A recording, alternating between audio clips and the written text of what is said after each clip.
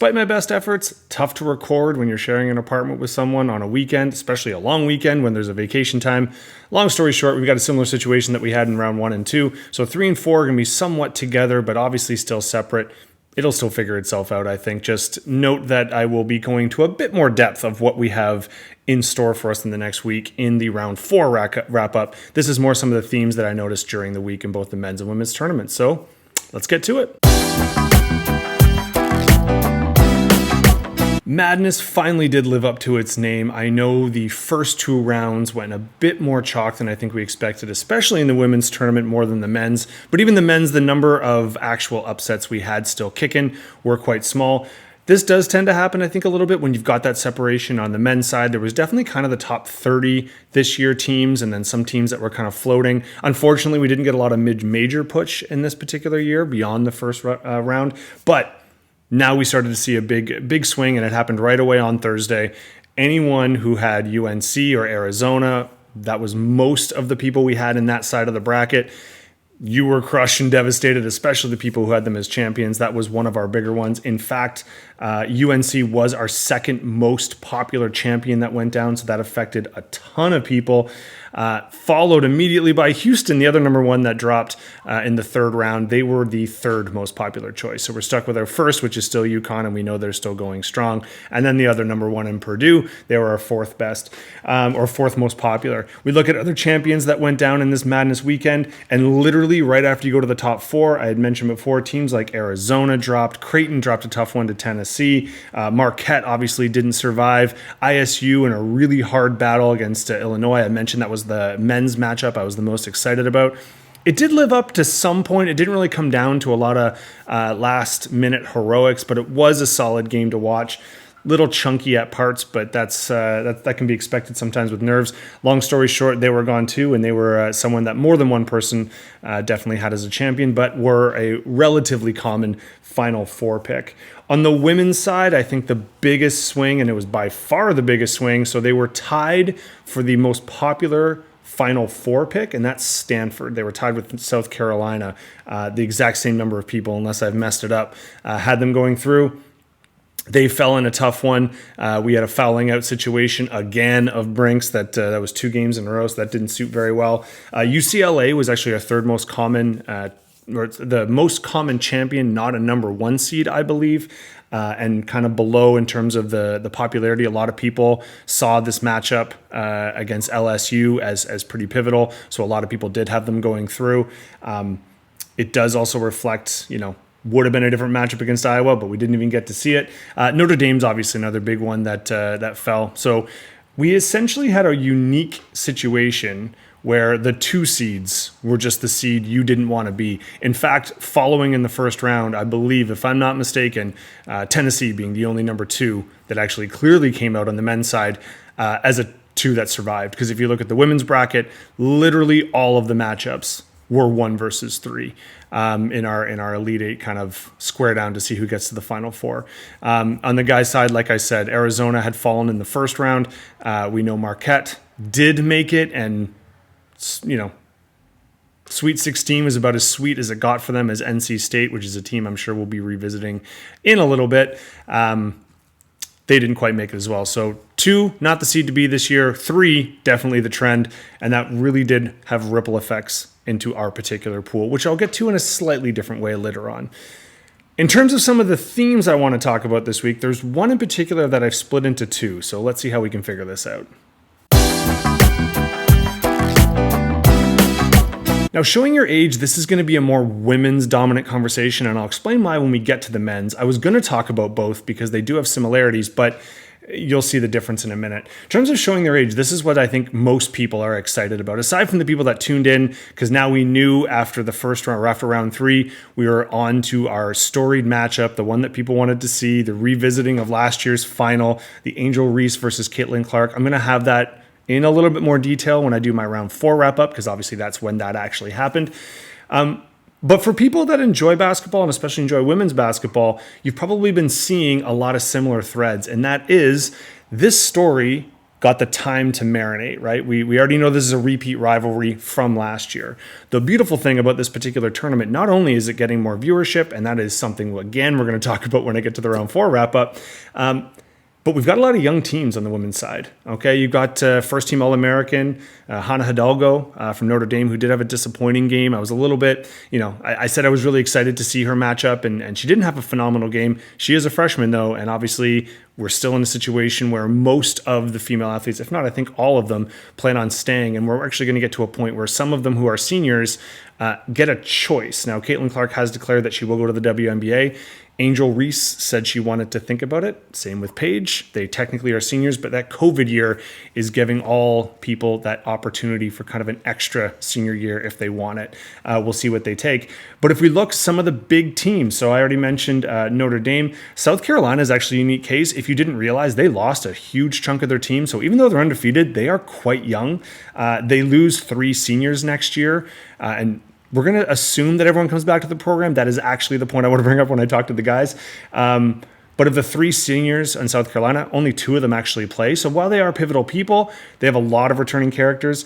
UCLA will be a really interesting bit. They only lose 2 seniors, and they looked real tough against LSU. Stanford only has 2 seniors, so even though one of them was their first team All-American who kept fouling out, the rest of their team got some really good reps and some big matchups, so we'll be interested to see what they can do. Duke only has 3 seniors, and they obviously overachieved a little bit this year. UConn only's got 3 seniors, and I already mentioned that one of them technically still has the option to come back. So this is going to set up a lot of return matchups, which was one of the big things I was excited about this year. So it's super nice to see that kind of roll on. And the other team that I did not mention, USC, you're going to talk a little bit more about them because they obviously got through to the Elite Eight and got to their Final Four matchup, or their pre-Final Four matchup that ended up being quite a good game. But Juju, freshman, they do have a lot of their players returning. And right now, I mean, rankings are rankings, but they're meant to have the most credited rookie class coming in next year. Their recruitment class is meant to be, they got the top grade essentially. So the amount of young players coming into USC is supposed to be the best there is. Combine that with one of the best freshmen we've seen, who had a phenomenal 2 games on rounds 3 and round 4. A lot to be excited about in the women's game.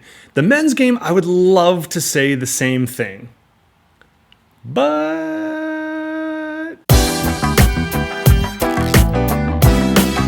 transfer portals are obviously not just unique to the guys' game. In fact, the girls' game has also been taking advantage of it in a lot of different ways. Most notably, if you watch the LSU-Iowa game that I hate to keep teasing because it's the next video, but you know what I'm getting at here.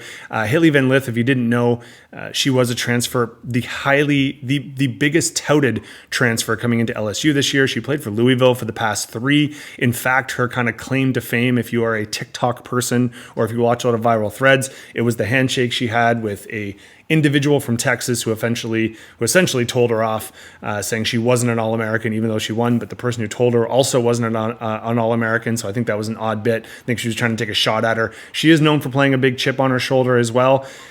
We'll talk about her in a different way, but she was a good sign of kind of that balance where you do have the transfer portal option. And for those who are not familiar, you can look it up on your own, but effectively you used to have to take a year off if you switched universities. Now you don't. Now you can just enter the transfer portal and you have more options. There are still some limitations, but it's a much more open situation than it was in previous years if you wanted to change schools. Now, there's a lot of opinions on that. I'm sure that might be something we talk about a little bit later on. But for the guys' game, this has been a huge factor, right? It's actually considered one of the biggest days of the year. Is starting last week, people could start declaring. We did have actually a fairly big name just before I recorded this in Bronny James, apparently declared for the transfer portal, which was interesting because at the start of the year, it was thought by his dad that he would go one and done and then just join the Lakers. I made up that part. I don't think he ever said that. I just assumed some people were going to take him because if you take his son, then maybe LeBron wants to finish his career. He's made it pretty clear that he does want to play with his son at some point in time before he finishes. But little Bronny did have that issue before the offseason, the health concern. He is back playing. It was an underwhelming season, and USC didn't even make the tournament, even though they do have someone, Collier, who's like a teammate of Bronny's that is supposed to go in the first round this year. But this kind of leads to some of the issues with the guys' game, whereas the girls' game, it's still quite rare for these transfers to be that predominant. It's almost expected in some ways in the guys' game, and I think that's what's led us to the big speaking point that I've had this year is why it's so much easier to get behind the girls and why the narrative has always been in their stories, because the guys are just so quick to be done. It's tough to kind of go from year to year. Even looking into this year, and you look at the Elite Eight and how many of them started with different schools, it is a bit jarring that there's not too many, and in fact, none at all really, that programs that can boast 4-year seniors and a whole class of it that would stay all the way through. This kind of lends us, it's a bit hard, and I mentioned this last week, for me to look at the pool and not just kind of go straight into round 4 stuff. So I'm going to just attack our pool slightly differently, and I've already kind of mentioned a few of the issues, so I'm going to talk a little bit more about our pool, but we're going to cut quick because I want to take you through a few of the things I'm talking about in terms of what it means for the guys' game moving forward. It might seem odd that I'm jumping right ahead to a mock draft for the NBA, but I think this is kind of the connective tissue. When we talk about things like NIL and opportunities, you talk about things like returning players and returning narratives. And one of the things obviously missing in the guys' game that I've mentioned a few times, I think this kind of highlights it. Now, this is on theringer.com if you've ever been. They do a ton of different stuff. There's a ton of different mock drafts out there. Now, this is actually the big board, so this guy, Kevin O'Connor, ranks his people. I'd rather go just to the draft because it actually highlights, who might be coming up and obviously who might match with the teams. Because if you know much about the NBA, like lottery picks tend to be, technically right now it's hard because you get up to 10 for sure because they have the play-ins, but traditionally it's about the top 14 picks. I say test top 15 now. If we look at who is supposed to be taken, we've got 1 international, 2 international, 3 international. We don't have our first actual college athlete until number 4 with Cody Williams. Now, he is actually not the highest ranked if we go to that big board. But again, freshman. We've got a G Leaguer. We've got international, but G League. Then we get UConn, someone who's actually still playing, still in the league, and not a freshman, but a sophomore. We have another freshman, same school. Reed Sheppard, this always blows my mind. Kentucky actually had him on the bench when they needed someone the most in crunch time, but he's still someone that they feel will make the jump. We've got another freshman. We've got another freshman. We've got now a senior, our first senior at number 12, meaning not a guarantee. This is around that kind of end of the lottery picks. We're starting to get to almost, this one will be, if it falls like this, they are a playoff team, but that's due to trade. Rounding off our 15, we have another international, another freshman, and then a senior. So 2 seniors projected to go, and again, projections, in the top 15 in the draft. The rest are either international or freshmen. And this is kind of the biggest difference that's impacted the college game that I've mentioned a few times.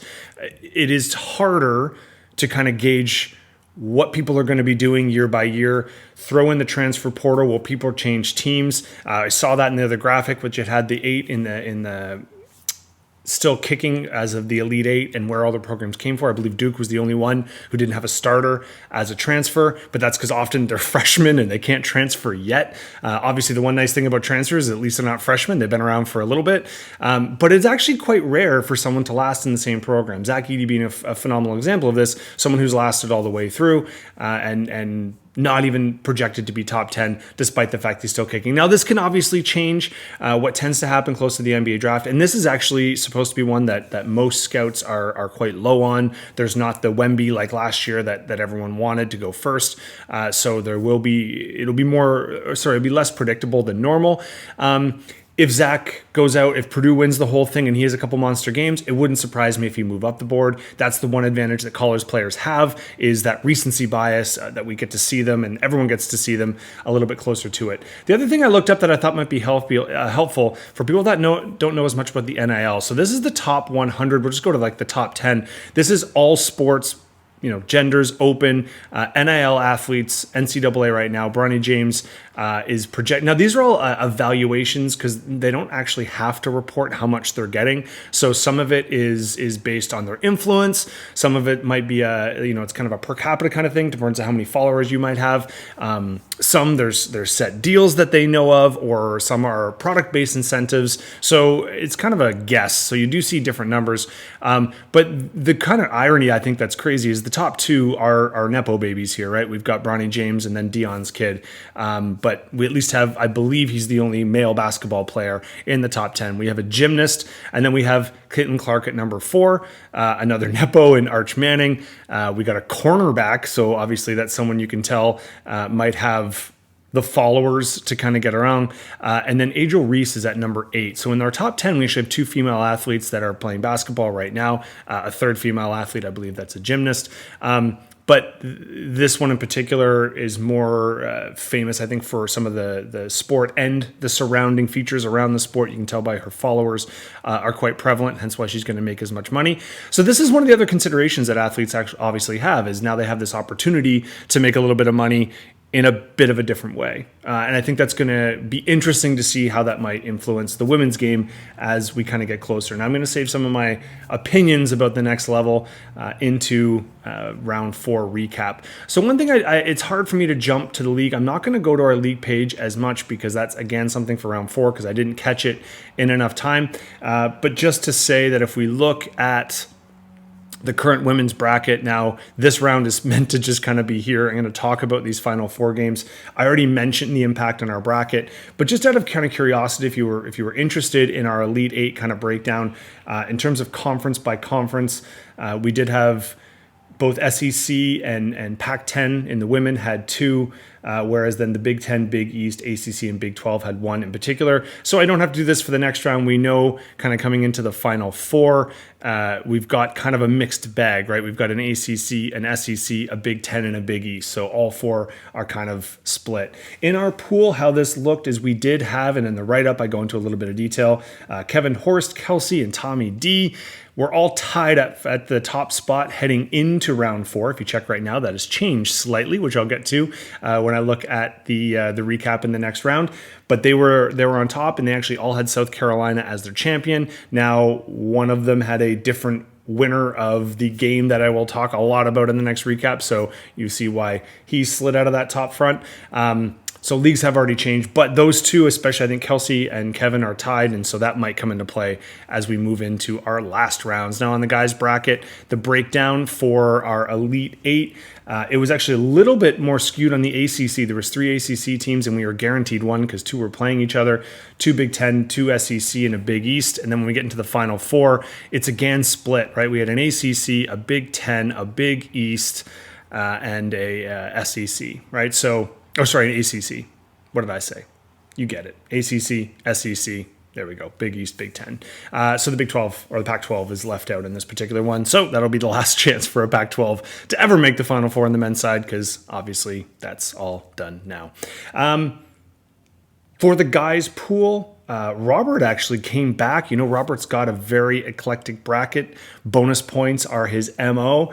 And obviously having a little bit more of a wild round kind of suited Robert. And so I do believe he lost some big key people moving into the next round. And we did have a change of leadership going into the end of round 4. But I will again leave that to the next recap. So I mentioned this one will be a short one. Let's get to conclusion so that we can get right into our final 4 recap. This is where I'm supposed to say, and we'll look into round 4. I've already given it away. We know it's kind of blended together, which is why this one is going to be, hopefully, unless I went way too long in a section I haven't recorded yet, less rambly, a little bit less of a time commitment for you, because hopefully you double down and do both. So if you just wanted round 3 and you don't want to look at round 4, sure.